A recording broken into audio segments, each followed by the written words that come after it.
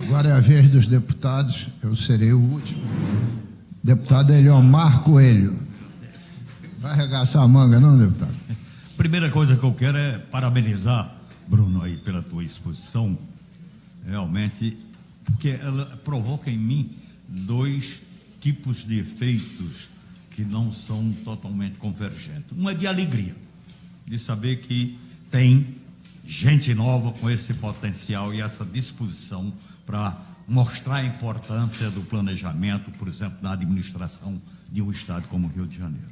O outro é de tristeza, porque está difícil.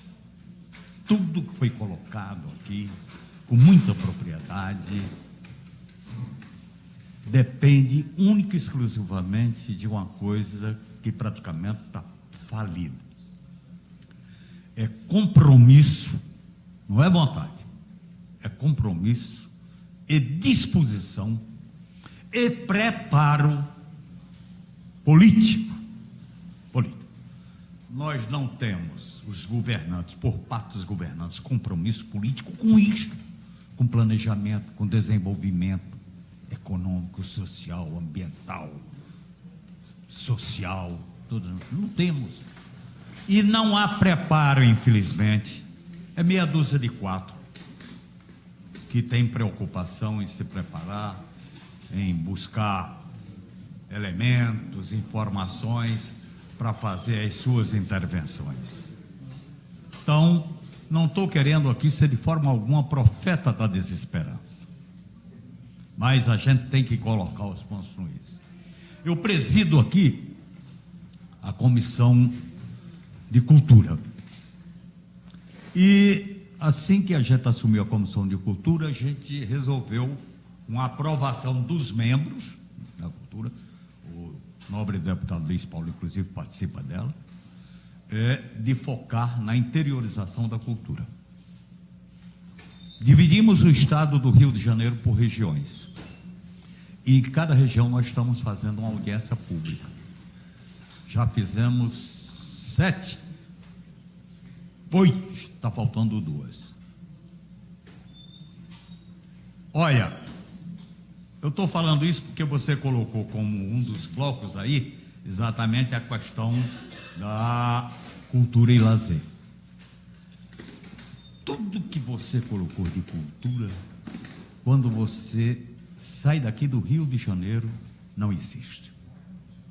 Inclusive as pessoas que são responsáveis, os gestores, os criadores de cultura, aqueles que trabalham no seu dia a dia ou no dia da sua vivência, as manifestações culturais, vivem à míngua. Não tem um centavo sequer de contribuição do Estado. Olha que já ouvi 8, já ouvimos 8 regiões. A última foi essa semana, sexta-feira, em Miracema, pegando o noroeste fluminense, de uma riqueza fantástica em termos, por exemplo, de cultura popular. Lá você tem Folia de Reis, aí você ouve a seguinte declaração: nós já tivemos 13 grupos de folias de reis, hoje só temos 3. Carnaval aqui já foi muito bom, agora faz 3 anos que não tem carnaval. Boi pintadinho, nós estamos com uma preocupação tremenda, porque daqui a pouco o último que morrer não tem quem dê continuidade. Capoeira, maneiro pau. Olha, a riqueza desse estado em termos de manifestações culturais, o jongo, o congo, as pessoas, os governantes não têm noção. Ou se eu acho que não tem noção, porque eu não quero acreditar na tamanha irresponsabilidade de uma política pública tão importante para o desenvolvimento do Estado, do nosso país, e isso daí não ser levado em consideração. Eu sou frequentador assíduo de Paraty. Tem um barraquinho lá, Paraty Cunha, então vou sempre lá, é o meu paraíso. Paraty, a vitalidade econômica de Paraty se dá única e exclusivamente por conta da política, cultural, da cultura de Paraty. A cultura trouxe o turismo. E quando a gente falar em turismo, a gente tem que ter uma grande preocupação. Porque sempre o turismo foi vendido como, por exemplo, a indústria sem fumaça. Ou seja, não polui de forma alguma isso aqui. Mas tem uma ação predadora, se você não tiver cuidado. Né? Porque junto com o turismo, chega também o crime organizado, o tráfico. Entendeu? Então tem que ter uma certa preocupação. E isto daí, é claro, que remete automaticamente à política de segurança pública que deva ser colocada em prática. Né? Então, eu estou fazendo essas colocações. Por exemplo, você colocou no bloco de atividades agrícolas, né? Regularização fundiária. Nós temos aqui no Porto do Açu, veja bem, aí chega lá uma proposta de desenvolvimento para aquela região, Porto do Açu, mas em compensação desmonta, destrói, digamos, toda uma quantidade enorme de agricultores que viviam da produção agrícola daquela área. E está lá a área sem utilização, não? E tem uma coisa, desalojou essas pessoas das suas áreas de 10, 20, 30 anos sem pagar indenização, na base da truculência, na base aquele capitão do mato, entendeu? Para reprimir, para bater nas pessoas, porque se não saísse ameaçado de morte. Então isso daí, essas coisas são complicadas. Olha, você veja, você é um professor da Universidade Estadual do Rio de Janeiro. Nós temos uma luta hoje aqui na Assembleia em relação à preservação e manutenção das nossas instituições universitárias. Porque tem deputados aqui que querem destruir, apresentando inclusive propostas nesse sentido, real, concreto.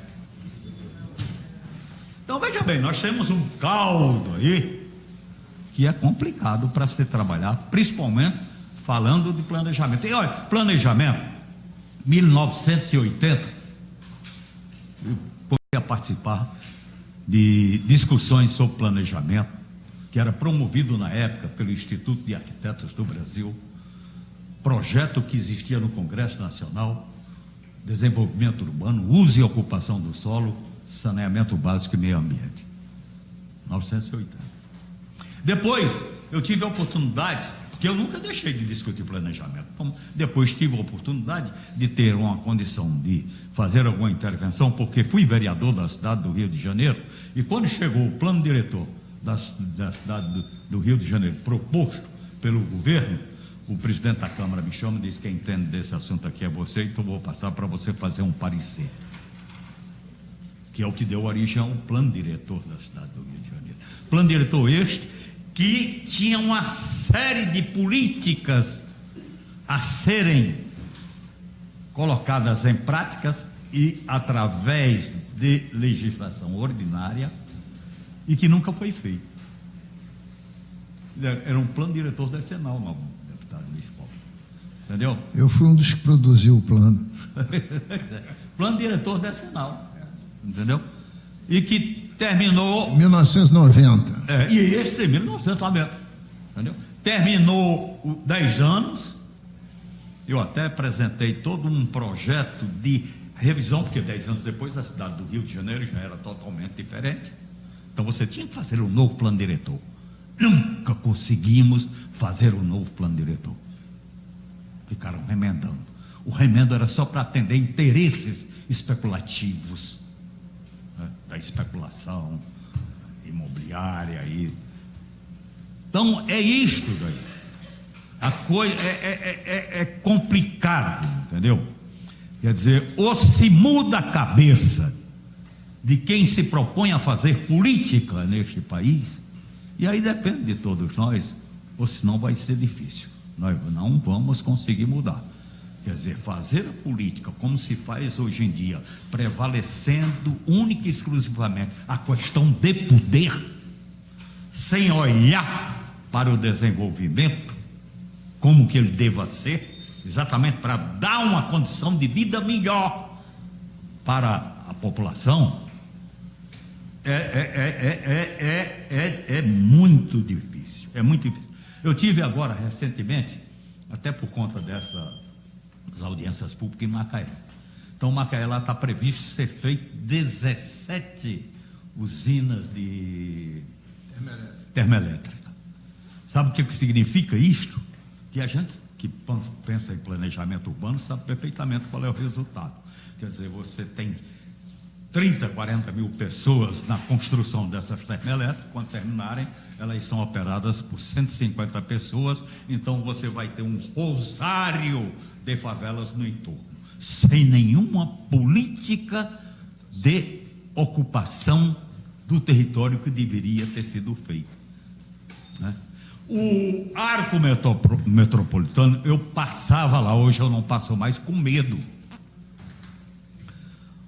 O arco metropolitano, ele pode ter sido feito no papel com as melhores das boas intenções, mas a coisa mais equivocada que já se fez até hoje, por exemplo, em termos de...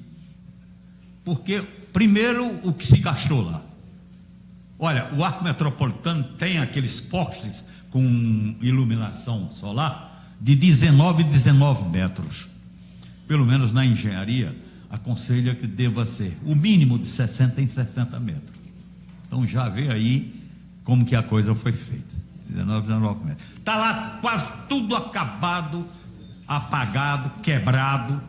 E tem uma coisa, você anda o arco metropolitano, novo deputado, você deve saber mais do que eu, não tem uma viatura de polícia, no trajeto é longo. Não, se você furar um pneu, não tem um lugar para você.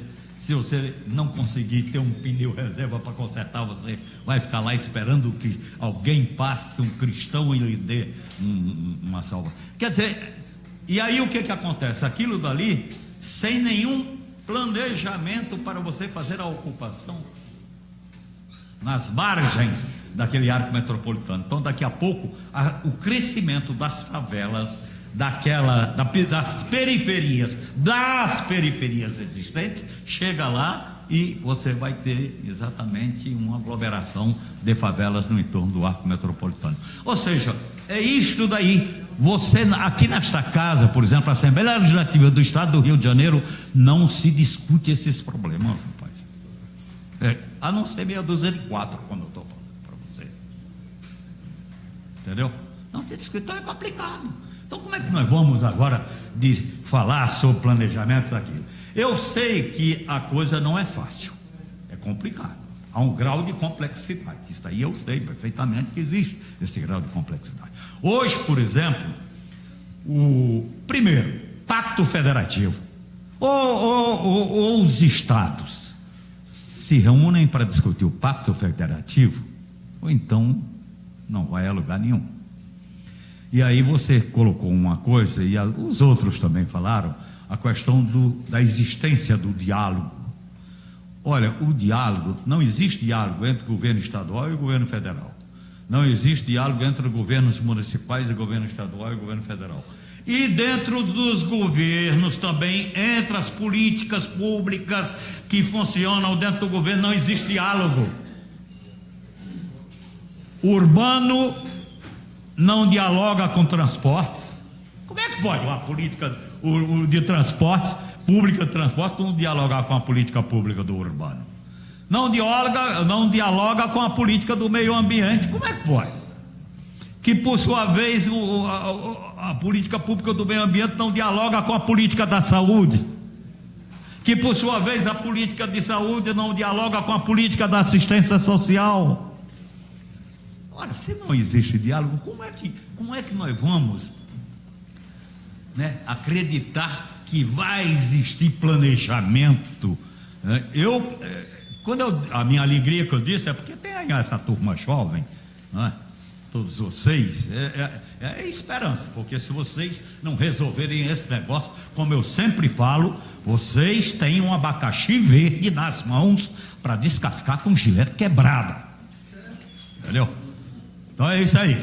Então vê aí que não é fácil, quer dizer, porque é isso daí, tem que passar exatamente pela mudança na cabeça dos políticos que existem, rapaz. Não dá para continuar. Não dá para continuar do jeito que está. Olha, se eu fosse falar tudo que eu anotei aqui sobre sua exposição, eu vou agora plagiar meu amigo Monarco. Se eu fosse falar tudo, eu não terminaria hoje, entendeu? Mas eu vou procurar ser curto e grosso agora, só para finalizar. Porque está começando a existir propostas, eu sei que são boas intenções, de governos. Quando o presidente da República, de forma desastrosa, como sempre é, quando fala, criticou os governadores do Nordeste,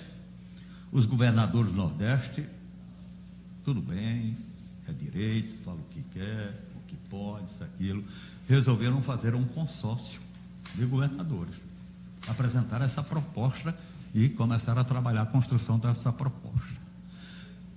Existe também governadores aí querendo fazer um outro consórcio para tratar da questão das queimadas. Olha aí, já está surgindo uma proposta nova. Hoje, por exemplo, eu vi no jornal governadores fazendo uma proposta para trabalhar a política da educação.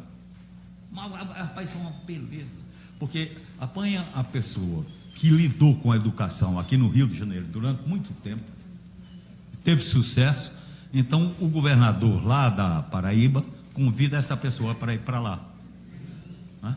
Aí as experiências exitosas, como são faladas, quer dizer, todas elas estão começando a serem absorvidas e utilizadas num processo de construção de consórcio de governadores, porque o governo federal não está dando nenhuma resposta positiva. Então eu não sei se é por aí a saída, mas quem sabe, pelo menos, são coisas que nunca ninguém ouviu falar e que nós estamos começando a ouvir como apresentação de propostas novas para as saídas desse imbróglio que a gente se encontra atualmente, né? Então, eu acho que o pacto federativo é uma coisa importante, tem que ser renegociado, tem que ser redesenhado. Se não for redesenhado, não adianta nada. Tem que ser redesenhado, mas aí para esse redesenho existir, e é claro, não ficar no rascunho, né, tem que existir pessoas preparadas, entendeu? E com compromissos políticos sérios, responsáveis e honestos. Senão não vai. Infelizmente, entendeu? Eu que tenho andado aí pelo interior, o que eu ouço sobre as coisas da cultura, dá vontade de chorar, mas né, também não vai adiantar muito o choro. Deixa eu ver, só se eu esqueci, tem uma opção de coisa aqui que não dá para... Você falou uma coisa, sabe o que é? Só para fechar mesmo agora, é o negócio das vocações naturais. Quer dizer, primeiro tem essas relações que devam ser estreitadas, né, entre os vários órgãos que administram, mas, quer dizer, não é que a gente tenha como principal, como essencial, o aproveitamento das vocações.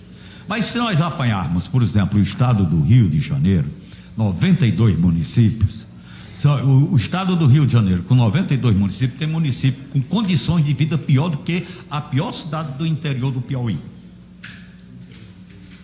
De pobreza, de carência em tudo. Na região metropolitana aqui a gente encontra isso. Quer dizer, as desigualdades são enormes. Então, é uma coisa que tem que ser trabalhada com muita seriedade. É a questão da superação das desigualdades.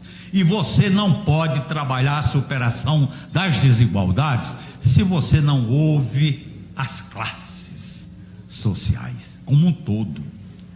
Não é ouvir só as empresas, o empresariado, o industrial, não. Vamos ouvir o trabalhador também, a representação deles. Vamos ouvir a representação da cidadania. Porque se também não ouvir, se não existir diálogo com eles, se a coisa for no diálogo seletivo, a gente sabe por que diálogo seletivo ou ações seletivas tá dando como resultado, entendeu? Então é isso daí. Então esse negócio é de fundamental importância.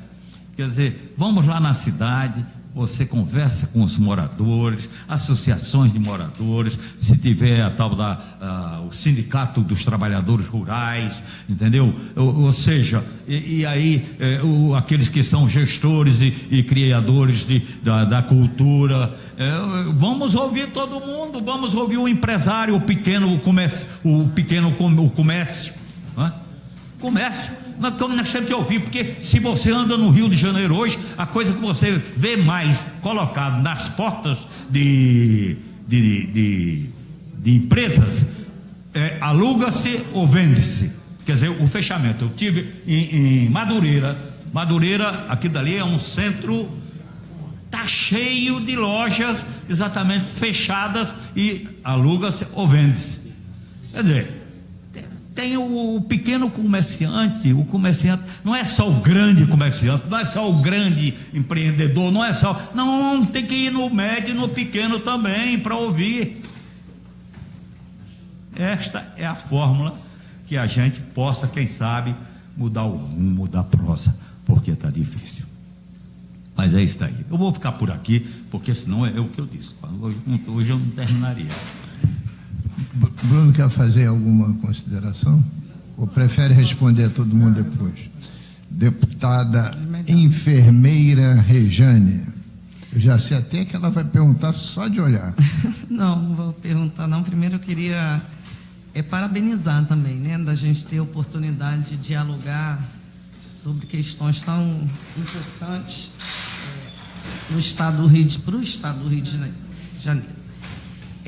Assim, eu acho que pensar na questão do planejamento e desenvolvimento econômico no estado do Rio de Janeiro, que é tão pequeno e que já está passando por um desastre tão grande, como está trazendo aqui o deputado Eliomar, quando a gente pensa isso em termos de Brasil, que é um país, né, dessa dimensão que a gente vê que é um desafio talvez intransponível pensar na questão estratégica de como desenvolver o Brasil inteiro. Mas nós vamos nos ater aqui no próprio Rio de Janeiro, né, que é o nosso estado. O Eliomar já trouxe várias questões aqui que era necessário a gente aprofundar esse debate, né? E aprofundar esse debate, no meu entendimento, existe aqui dentro da casa esse fórum de planejamento estratégico que foi até comentado aqui e que já tem, eu acho que mais de 15 anos, né? Não sei quantos anos que foi falado aqui que já tem o fórum de planejamento. 16 anos. 16 anos. Então, só para a gente entender o que é pensar um plano estratégico de desenvolvimento. Começou quando eu cheguei. Começou quando chegou. De desenvolvimento. Só para constar. Para o Rio de Janeiro, e que tem que se discutir tudo isso. Tem que discutir o Porto do Açu, né? Porque a gente aqui debate o Porto do Açu, não só na importância do desenvolvimento desse complexo lá naquela região, mas o que esse desenvolvimento trouxe para aqueles trabalhadores, né? O que trouxe para o meio ambiente naquela região.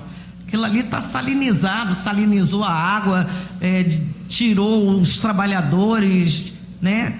Tirou a população do seu ambiente, enfim, né? A gente quer discutir e traz aqui para o processo de discussão por que áreas do Rio de Janeiro tinham complexos de desenvolvimento, como eu não peguei, Eliomar, mas eu tenho conhecimento que existia um complexo de bolsa e calçados naquela região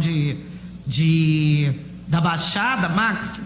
Não sei se você pegou ali em Belfort Roxo, eu acho que, não sei, aquela área ali Era bolsa e calçados e hoje em dia não existe mais. Vila dos Teles, divisa com Belfor Roxo. Tinha uma área de complexo... Jeans. Área de complexo de roupa em Friburgo, que agora as lojas, se você for em Friburgo também, as lojas todas fechadas, porque todo mundo comprando de São Paulo, né? Que sai muito mais barato o cara ir lá em São Paulo comprar e vender nas feiras. Então, quer dizer, quando você desenvolve isso, quando você planeja estrategicamente o Rio de Janeiro em relação a vocações, será que lá atrás não se discutiu isso? Será que o tempo todo o Rio de Janeiro trabalha de forma, sabe, aqui vamos agora trazer aqui para essa região complexo de industrial e não se discute? Né? Então, não, o Bruno colocou aqui eu não peguei o começo. Uma começo. coisa muito importante: matéria-prima da indústria plástica está aqui. Quer dizer, não é cabível você não ter. Então, falando de incentivo fiscal, você ter o estímulo para você fazer um polo de indústria plástica aqui, é uma coisa absurda. Sim. Aliás, eu levei essa proposta, foi um dos problemas que eu vi. Justamente eu ia falar do Comperj, Max. Eu ia falar do Comperj agora mesmo, porque os complexos industriais que foram debatidos e discutidos, tanto o Açu quanto o Comperj, o que aconteceu com essa crise e tudo que foi envolvido, né? A gente tem aí essa principal crise, deputada enfermeira Rejane, que as pessoas acham que a questão é pessoal. Um dos maiores problemas que eu tive de conflito com esse secretário Lucas Tristão foi esse, porque estava acontecendo a maior feira plástica do Brasil em São Paulo. Eu fui procurar esse secretário, só vou dar um exemplo prático. Quem me conhece sabe da minha objetividade nas coisas. Foi a primeira semana nossa de mandato aqui. Fui procurar para que pudesse fazer uma visita ou mandar os funcionários, inclusive não teria despesa nem para eles, para que nós pudéssemos visitar essa feira, que é a maior do Brasil, da indústria plástica, e pudéssemos oferecer as condições, que não trata-se de incentivo, porque nós temos até um bom incentivo em relação ao plástico no Rio de Janeiro, que é o Rio Plástico. Não é isso? Então, quer dizer, exatamente, e a matéria-prima está aqui. É inadmissível você não ter todo um trabalho de incentivo nessa área. Você está próximo ao arco metropolitano, a Braskem está ali, a maior produção está lá. Aliás, eu queria pedir à pessoa da minha assessoria que esse depoimento da enfermeira Rejane, juntamente com o material que o Bruno deixará aqui, nós pudéssemos chamar a atenção no relatório para essa questão de você ter as possibilidades aqui, e é inadmissível, pegando aqui uma carona nas suas colocações, inadmissível você não jogar pesado nas nossas potencialidades. Aliás, vou fazer uma redundância: potencializar as nossas potencialidades. Desculpa a intervenção, deputado, porque de certa forma, revoltante um negócio desse. Eu queria só terminar com uma questão que o deputado Eliomar trouxe. Eu ia até entrar um pouco mais na questão da guerra fiscal e na questão da segurança, que eram 3 coisas que eu tinha só você não esquecer aqui, que eu jurei, e eu quero que você fale no conteúdo local. Não, da questão da guerra fiscal, da questão da segurança. E o deputado Eliomar trouxe essa questão que eu acho importante a gente debater, que é o interesse político, Nós ficamos esses anos todos, eu estou no meu 3º mandato, e a gente votava aqui dentro, Eliomar sabe muito bem disso, que a gente votava aqui dentro isenção e vários projetos de lei trazidos pelo Executivo, que era fundamentalmente, o que tinha como pano de fundo era o interesse político da coisa. Não tinha planejamento de nada, né? O interesse era interesse político de você diminuir, né, incentivo para algumas empresas que não trabalhavam a questão do social, né? Você implementava empresas em regiões do estado do Rio de Janeiro sem levar em consideração todas as outras áreas. A questão do emprego, do primeiro emprego para a juventude, a questão do emprego para as mulheres. Você deu incentivo para empresas que hoje não têm 50 empregados, né? Então, essas questões, elas não eram debatidas, mas elas discutidas dentro do Executivo. Quer dizer, eram trazidas para cá, eram apresentadas aqui na casa pelo Executivo, pelo secretário também de Planejamento do Estado. Então, eu acho que quando a gente discute, a gente quer discutir tudo, a gente quer discutir a parte que nos cabe enquanto legislativo, mas é importante que se coloque na mesa também a parte do Executivo, que é fundamental. Então, como foi falado aqui, nós não podemos olhar só sobre o ponto de vista do empresário, né? Nós temos que olhar sobre todos os âmbitos. Então, eu acho que eu estou assim...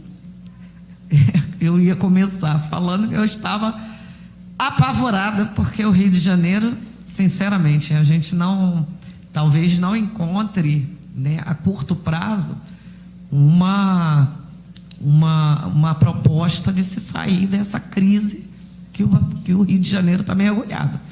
Eu, particularmente, estou apavorada, porque quando vocês trazem a questão de um plano, né, um plano de desenvolvimento, trabalho de estudo, o que a UERJ faz, vocês como pessoas que mergulham nessa questão do estudo nessa área, né, ela não se faz de um dia para o outro. O planejamento estratégico na área econômica são planejamentos que se faz a longo prazo. E nós não temos um planejamento no Rio de Janeiro, né, montado nessa crise que a gente passa, né, e que o Rio de Janeiro se enterrou. Então, se pensa no complexo do Comperj, ninguém sabe, foi até trazido aqui o que vai acontecer. Complexo do Açu, cheio de denúncias, cheio de coisa, né, até pouco tempo atrás estava se discutindo, inclusive, se teria ou não continuidade. E outras áreas que a gente está vendo. Não, hoje em dia está andando. Está andando, né? Graças a Deus. Então é isso. Eu acho que a gente tem que aprofundar muito, tomar muito cuidado com essas áreas, cuidado com a política, né? Pensar muito em qual é a política que a gente quer para o Rio de Janeiro, né? E ver que os outros estados têm crises, tem. São Paulo tem crise, tem. Espírito Santo tem crise, tem. Mas não uma crise política e ética como a gente vê aqui no estado do Rio de Janeiro. Acho que era essa contribuição que eu queria pontuar também. Obrigado, deputada enfermeira Rejane. Agora é minha vez. Bruno, primeiro agradecer a você pela tua preleção. Acho que você foi bastante objetivo e sintético. Seu documento vai ser útil para o nosso relatório final. Se o relator assim o desejar, com algumas correções que você vai ter que fazer ainda, eu ia sugerir a ele que botasse a preleção toda, não precisa fazer nem resumo, né, porque as exposições são objetivas. Né? Mas também queria dizer a você, pegando aqui as palavras da Magna Chambriard, que nós somos persistentes e resilientes. Se a gente não for persistente e resiliente, a gente sucumbe. Eu entrei aqui na casa, exatamente, brinquei com o negócio do fórum, mas há 16 anos e meio. Teve um determinado momento, no governo Sérgio Cabral, assim que ele assumiu, que o secretário de Planejamento, Sérgio Ruim, como eu chamava, ruim porque tratava o funcionalismo no garrote vil, né?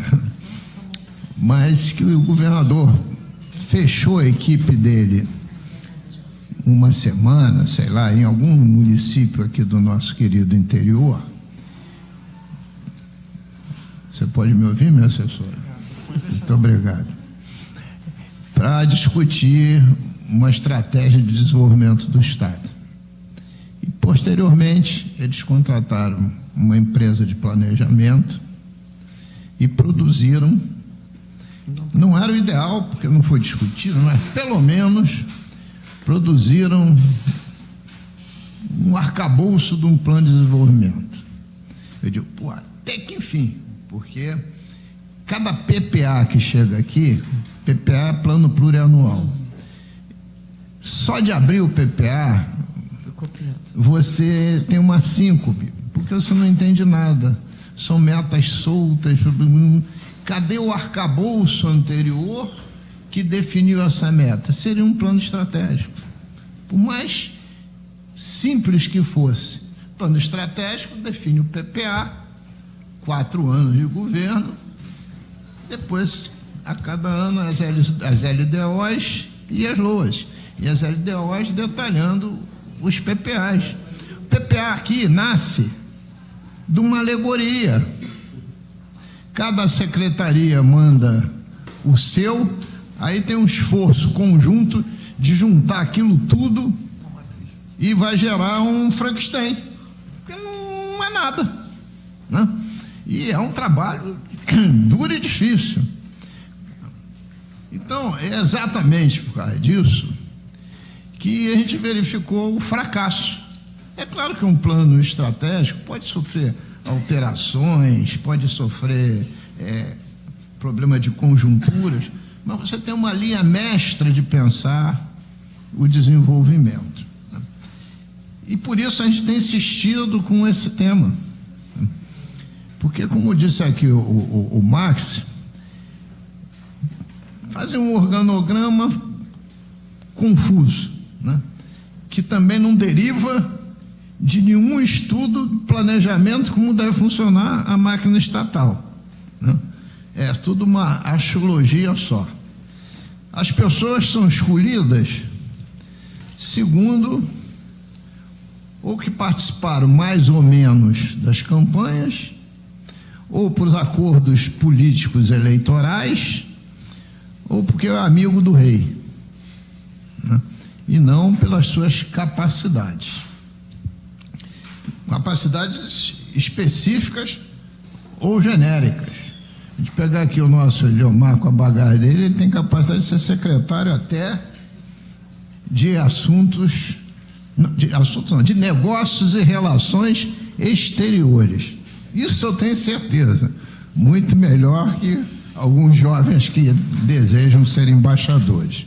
Bom, mas estou dizendo isso para chegar aqui nessa necessidade. Começou um governo federal, né? O que eu imaginaria? A gente já teve plano de meta de JK, né? A gente já teve o planejamento do Celso Furtado, né? Isso quando você não era nascido ainda, né? Mas a história te fornece esses elementos todos. Aí, bom, chegou um ministro da Economia, Paulo Guedes. Qual é a meta de planejamento? Vamos vender tudo. Vamos vender tudo. Bom, mas como é que é? Como é que a gente está pensando o Sul, o Sudeste, o Nordeste, o Norte? Quais são as estratégias para essas regiões, para que os estados possam enfechar nelas e os municípios se fechar também nos estados, respeitando todas as peculiaridades locais. Isso chama uma visão sistêmica de planejamento, que não existe. Mas a gente, para cobrar do federal, a gente tinha que ter aqui também, que não tem, né? Então, é esse o nosso objetivo, porque a gente sente muito falta disso. principalmente a quem se dedica à área de tributo, orçamento. É piada esse negócio de PPA. A minha querida 4.520/64 já estava pensando nisso. E se ela vai ser abolida, ela foi regulamentada aqui por uma outra lei. A gente vai ter que fazer outra aqui, para regulamentar, porque a 4.320 foi inserida também numa legislação local, se eu não me engano. À época, o deputado foi até um deputado de muito prestígio que produziu, acho que foi Eliomar Balieiro, enfim. Bom, e aí, vamos descer aqui para a tua preleção, que eu gostei muito. Mas você começa dizendo que nós temos uma diversidade entre o não adensamento produtivo e um enorme adensamento populacional. Isto é uma verdade relativa, Bruno. Isto vale para parte da região metropolitana, não vale para o nosso interior. Nosso interior não tem adensamento produtivo e não tem população adensada. E até mesmo algumas regiões da Baixada, como, por exemplo, Seropédica, que você citou bem, como, por exemplo, Japeri, e até um pouco ali nos limites de Rio Bonito, né? Porque, na verdade, Itaboraí ficou restrito muito mais à questão do Comperte, a paralisação que fez de Itaboraí uma perda enorme. Então, eu gostaria, como sugestão, que você apresentasse em relação a esse tema alguma diversidade, olhando o nosso interior e algumas periferias da região metropolitana. Mas não estou dizendo que isso não é verdade. Se você pensar na cidade do Rio de Janeiro, se você pensar em Nilópolis, se você pensar em São João de Meriti, até mesmo em São Gonçalo, você tem absoluta razão. Mas eu acho que é uma questão da gente ver, porque senão parece que é só a RM, e a gente é maior que a RM. É claro que a RM tem 80% de tudo, né? Mas os 20% são importantíssimos, né? Ele está andando nos 20%. É importantíssima essa diversidade. A segunda, que eu senti falta ali no turismo, de algo que eu acho fundamental, gastronomia. Por quê? Não tem nada que gere mais emprego que gastronomia, serviço. Eu tive o prazer de, na sexta-feira à noite, ir no Rio Gastronomia. Estava lotado. O governo do Estado estava lá com o seu galpão do turismo, né? E todo mundo que saía do Rio Gastronomia não deram outra alternativa que não passar pelo galpão do turismo. Você era obrigado a passar por dentro dele, né? Isso é só um detalhe. Mas, de qualquer jeito, o governo associou uma coisa, uma grande procura, para também conhecer a realidade dos nossos quase, porque eu não sei se tinha eles todos representados, mas nossos quase 92 municípios. Mas tinha lá muito artesanato, música, tinha muita coisa das vocações dos nossos municípios. Aí eu estava comentando com a Geisa. Claro que eu comi, bebi, etc., mas fui lá nas barraquinhas, não do Rio Gastronomia, comprar um queijo de Santa Maria Madalena. Um queijo Minas curado, que por dentro parece quase um queijo da Serra Estrela. Aí o cidadão está vendendo, eu digo, o senhor vai comprar? Eu digo, claro que vou comprar. Em homenagem, e falei devagar, a minha querida Santa Maria Madalena, terra de Dercy Gonçalves. Aí ele ficou me olhando, já com cara feia. E, é claro, a sua produção também, né? Mas um produto da melhor qualidade, lá em Santa Maria Madalena. Aí eu perguntei para ele assim, e o leite, vem da onde? causa da brucelose, etc., né? O leite, eu também produzo, porque o gado é dele. Seguramente, isso sustenta, ele estava com um galpão no Rio Gastronomia, não deve ser um espaço barato, né? Isso deve sustentar pelo menos uma meia dúzia de famílias. Isso para o interior tem uma importância, né? Você agregar valor a esses produtos muito grande. E aí me veio outra coisa. Nós estamos plantando lúpulo, tem 3 anos. Isso vai ser um impulso para a nossa cervejaria artesanal imensa, imensa. Começou por Teresópolis, porque a gente importa, né, o lúpulo. A gente plantando aqui. E eu não estou interessado na Brahma, no Ambev, eu estou interessado na produção artesanal, para agregar valor, né? Porque essas grandes indústrias,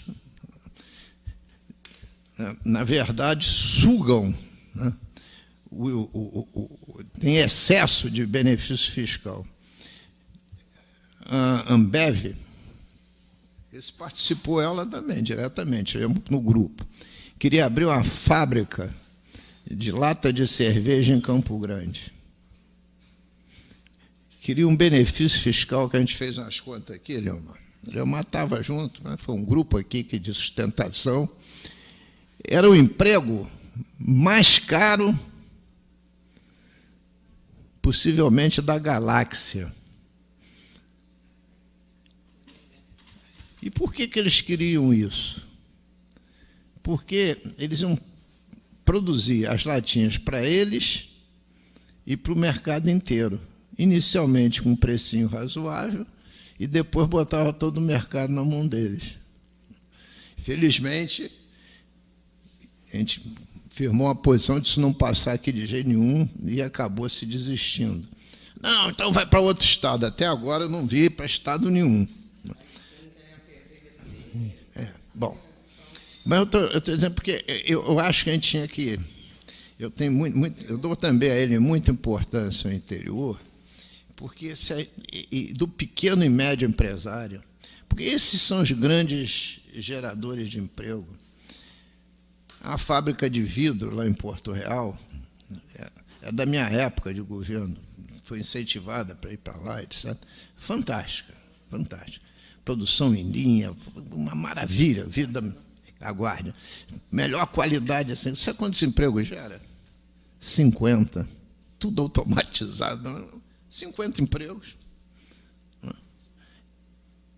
Então, eu queria te sugerir para você dar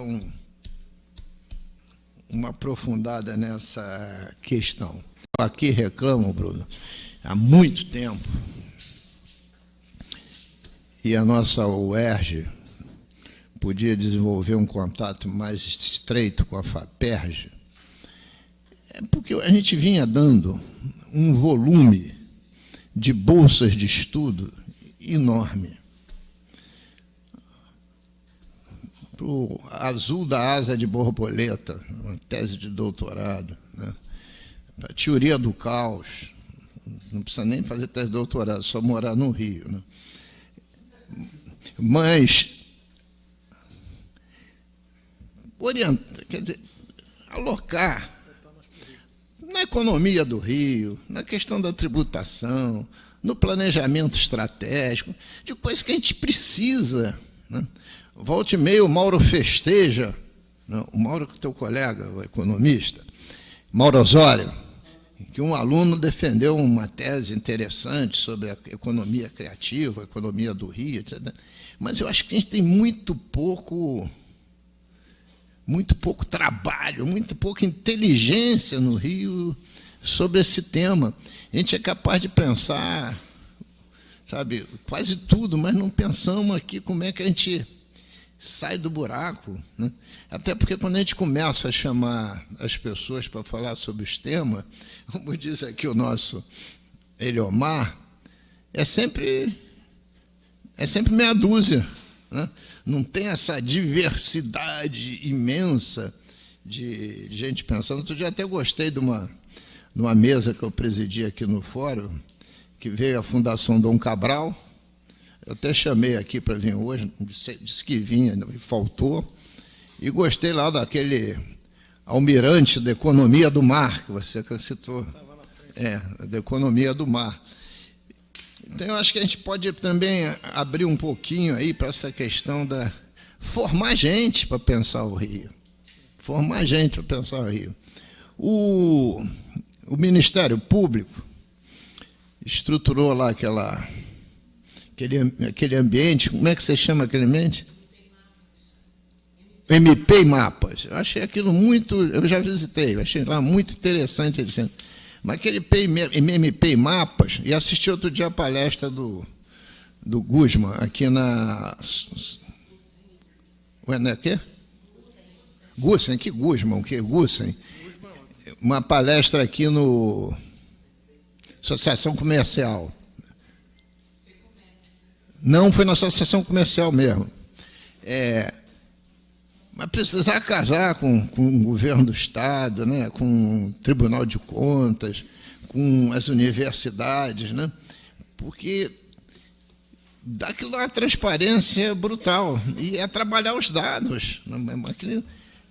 É inteligência artificial. E ele quer avançar, que aquilo passe a ser uma análise que tem até inteligência artificial para isso. Ele quer sofisticar mais a qualidade dessa informação. Então, eu acho que a gente também devia focar nessa questão de formar em inteligência, porque eu ouço assim, nenhum estado da federação tem mais universidades que o Rio de Janeiro. É verdade. É verdade. Quê? Mas não é estudando o Rio. Mas não é estudando no Rio, pô. É isso que eu estou dizendo, não é estudando no Rio. E eu acho que essa seria a vocação de excelência da UERJ, porque é a Universidade do Estado do Rio de Janeiro. E é da FAPERJ, né? Fundação de Apoio à Pesquisa do Estado do Rio de Janeiro. Eu esqueci de falar duas coisinhas que eu ia falar na questão do turismo. Voltando um pouquinho. Eu estive em Minas Gerais agora em julho e foi em Brumadinho, tinha um parque chamado de Instituto Inhotim.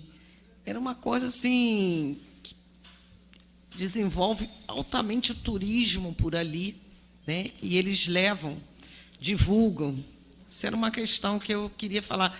Por que o Rio de Janeiro não tem no interior parque, né, não desenvolve alguma coisa para chamar pessoas? Tem tanta área importante no interior, tanta cidade bonita, com rios, não tem um parque bacana. Assim. Mas e a outra teleférico também, deputado. Por que não tem teleférico? Em Friburgo, não, só a tem chuva Friburgo. levou. Depois já reconstruiu. E era só Friburgo. Já eu sei. São Paulo tinha uma cidade pequenininha que eu não sabia nem o nome daquela cidade. Eu fui num congresso em São Paulo, ali tinha um teleférico e vinha gente dos outros municípios ali por perto, naquela cidadezinha, no final de semana. Então, a gente, né, só queria colocar essas duas questões. Em Medellín, inclusive, o teleférico tem um teleférico que termina num parque. Eu daqui do Rio. Bom, mas eu acho que a gente precisa... Eu vou passar já para você. Tem um capítulo, viu, Sérgio? Nessa questão da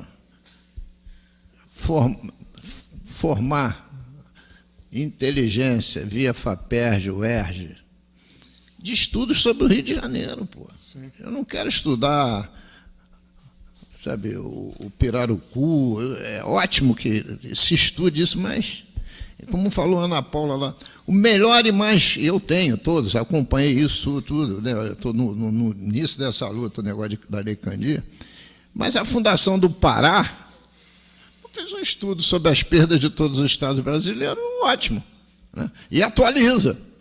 E nós, que perdemos o diabo, né? Porque eu imaginava o seguinte, que a nossa Procuradoria do Estado tem um centro jurídico. Eu não vejo sair nenhum estudo importante desse centro jurídico com a ótica do Estado do Rio de Janeiro. Esse negócio que eu falei do gás, né? Que eu fui lá fuçar e fiz as perguntas, ver a resposta, a gente vai divulgar isso, etc, etc. Tinha que ter um núcleo de inteligência no Estado correndo atrás dessas coisas. E tinha que estar junto com a universidade. De vez em quando eu me deparo, agora me deparei, o FEF, Fundo Estadual de Equilíbrio Fiscal, já tem parecer da Advocacia Geral da União, do Ministério Público Federal, para derrubar 3 artigos. O que o governo já devia ter feito? A douta Procuradoria já devia ter visto isso, mandando um projeto para superar isso. Descobri isso, já apresentei um projeto, vamos ver se a gente faz caminhar.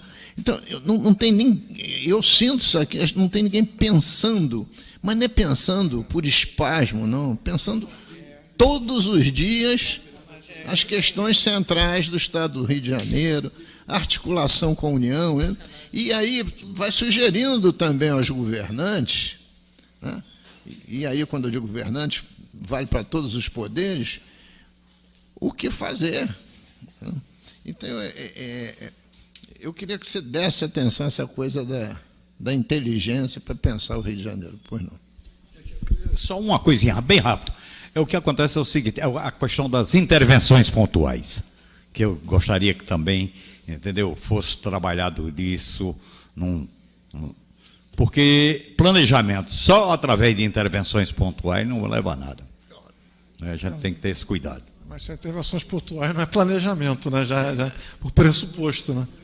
É só intervenções pontuais, é só projeto, né? Não é plano, né? Plano é que integra, né? Mas, enfim, deputado Luiz Paulo, esse chamamento que você faz é exatamente a razão de esse projeto da Rede ProRio ter sido criado, né? Tanto que eu sempre faço destaque, sem querer me alongar, porque quarta-feira a gente já vai, evidentemente, fazer esse tipo de explanação. Mas ele é puxado pela UERJ, mas ela também não está pensando em si mesma, né? Ela está buscando articular uma comunidade acadêmica, gestores públicos, sociedade organizada, exatamente por esse entendimento dessa percepção que o senhor teve, né, da falta que isso faz para o Estado do Rio de Janeiro, né? A minha vida inteira eu sou especialista em Rio de Janeiro, por exemplo, a minha vida inteira profissional, evidentemente.